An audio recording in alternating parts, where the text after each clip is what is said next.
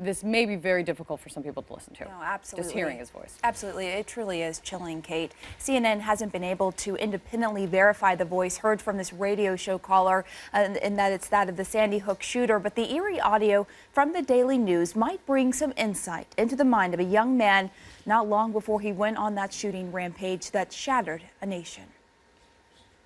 Is this the voice of Adam Lanza?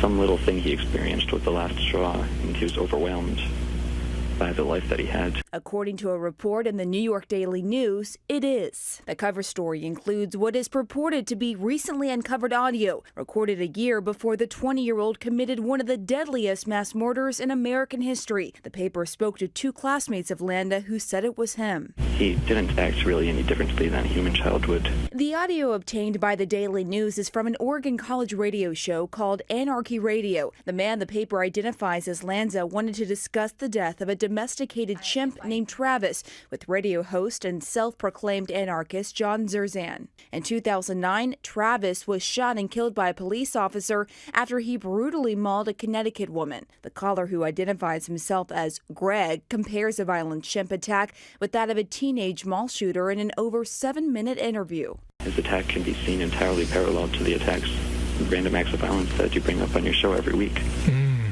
Committed by humans, which the mainstream also has no explanation for. And no. Actual human, I just don't think it would be such a stretch to say that he very well could have been a teenage mall shooter or something like that.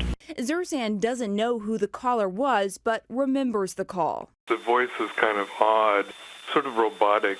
And maybe he's trying to disguise his voice or something. I don't know. According to a blogger cited by the Daily News, Lanza posted in an online forum under the username Smiggles, a name Sandy Hook investigators say he may have used in instant messages. In one 2011 post uncovered by the blogger, Smiggles wrote about calling into John Zerzan's radio show. I think the subtext of what he's saying, violence is innate and instinctual to humans and really should not be punished because it is their natural basis. That's the message I think he's trying to get across.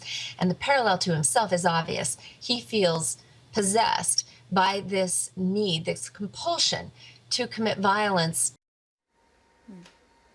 We reached out to Connecticut State Police spokesperson Paul Vance, and we're still awaiting a comment from him. Meantime, Lanza's father, Peter, says that he's willing to release any medical records that he can related to his son. A month ago, the Sandy Hook Advisory Commission said it is vital to have access to more information about Lanza's mental health history.